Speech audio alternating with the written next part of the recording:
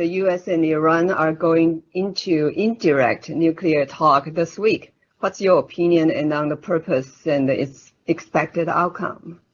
It's terrible. It's what we should do, Dr. TCC, is the exact opposite. When, both we've sanctioned to a degree China a little bit around Hong Kong, and we've totally sanctioned the mullahs in Iran. I think first off, the deal between China and Iran, they should be double sanctioned. We should break that deal up. We should sanction these, particularly, and we should not.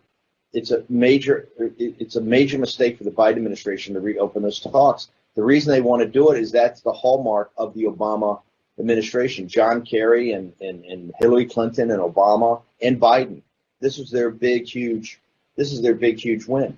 And so that's why they're trying to do this. I think it's a huge strategic mistake, particularly in the region.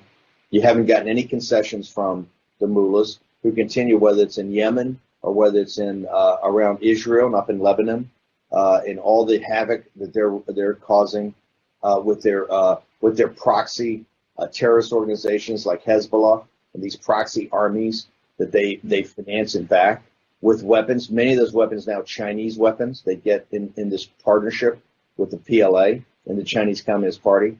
No, they're the partners. They're basically the junior partners of the CCP, and the CCPs are the Chinese Communist Party's representative in the Middle East, in the middle of all the Gulf Emirates and all the oil from the Persian Gulf and the littoral nations around it.